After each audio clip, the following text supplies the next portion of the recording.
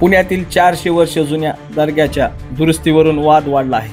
आंबेगाव तालुक्यातील दर्ग्याखाली मंदिरासारखी मूर्ती सापडल्यानंतर हिंदू संघटनांनी आता त्याचे उत्खनन करण्याची मागणी सुरू केलेली आहे। दोन्ही बाजूमधील तणाव पाहून प्रशासनाने परिसरात प्रतिबंधात्मक आदेश लागू केलेले आहेत। या उद्ध्वस्त इमारतीच्या भिंती पहा, या कोसळलेल्या छताखालील बांधलेल्या या कबरीकडे पहा आणि आता कबरीपासून 78 फूट खाली असलेल्या या मंदिरासारखी मूर्ती पहा, जी ढिगाऱ्याखालून बाहेर डोकावत आहे। ही ती दरवाजासारखी मूर्ती आहे ज्या आत डोकावल्यानंतर हिंदू समुदायाच्या लोकांनी दावा केला आहे की या दर्ग्याखाली एक बोगदा आणि काही मंदिरासारखी मूर्ती दिसते। जेव्हा प्रकरण वाढले तेव्हा दोन्ही बाजूने लोकांची गर्दी जमली। तणाव वाढत असल्याचे पाहून प्रशासनाने मध्यस्थीचे प्रयत्न सुरू केले। बराच काळ हिंदू समाजातील लोकांशी बोलून त्यांना समजावण्याचा प्रयत्न करण्यात आला, परंतु प्रकरण काही निष्पन्न झाले नाही आणि आता हे प्रकरण न्यायालयात जात आहे। हे प्रकरण मंचर शहराचे आहे। चावरी चौक दर्गा म्हणून ओळखल्या जाणाऱ्या प्रसिद्ध दर्ग्याजवळ लावलेल्या बॅनरमध्ये असा दावा करण्यात आला आहे की हा सय्यद इम्रान उर्फ मोहम्मद मदनी औलिया दादा यांचा दर्गा आहे। याचे 418 वर्षापूर्वी म्हणजे 1607 मध्ये निधन झाले होते। दर्गा आणि कबर रस्त्याच्या पातळीपासून 10 ते 12 फूट उंचीवर बांधण्यात आली आहे। नगरपंचायतीने या दर्ग्याची दुरुस्ती करण्याची मागणी केली तेव्हा 60 लाख रुपयाचे बजेट देण्यात आले।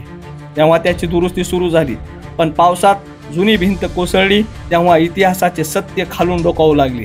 हिंदू बाजूचे म्हणणे आहे की दुरुस्तीच्या बहाण्याने परवानगीशिवाय दर्ग्याचे मूळ स्वरूप बदलण्याचा प्रयत्न केला जात आहे, तर ज्या इमारतीवर दर्गा बांधला गेला आहे ती इमारत मंदिरासारखी दिसते। वाद वाढला तेव्हा स्थानिक प्रशासनाच्या अधिकाऱ्यांनी वादग्रस्त जागेची पाहणी केली, पण कोणत्याही निष्कर्षापर्यंत पोहोचू शकले नाहीत।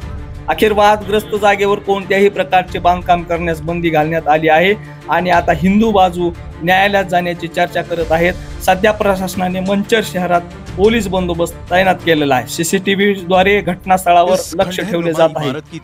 उपविभागीय अधिकाऱ्यासह वरिष्ठ अधिकारी घटनास्थळावर लक्ष ठेवून आहेत, परंतु जोपर्यंत न्यायालयाकडून प्रकरण मिटत नाही तोपर्यंत येथे जातीय सलोखा राखणे हा प्रशासनासाठी मोठे आव्हान आहे।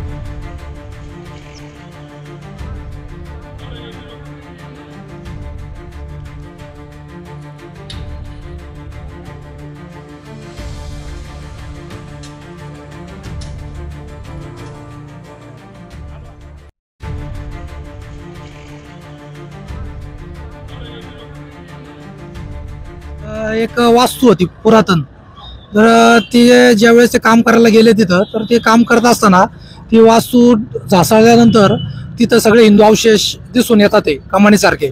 तर आमची प्रशासनाला मागणी आहे, कलेक्टर साहेबांकडे मागणी आहे की ते पुरातत्व विभागाकडून त्याची तपासणी करून घ्यावी आणि तपासणी केल्यानंतर तिथं जे काय सत्य बाहेर पडेल तर ते दोन्ही समाजानं स्वीकारावं अशी आमची मागणी आहे। इथं कुणाच्या भावना दुखवायचं किंवा काय त्याच्याशी काय कोणाचा काय संबंध नाही आहे आणि जे सगळे हिंदुत्ववादी कार्यकर्ते आम्ही जे सगळं शांततेने घेतोय तर त्या समाजाने बी शांततेत या सगळ्या गोष्टी कराव्यात।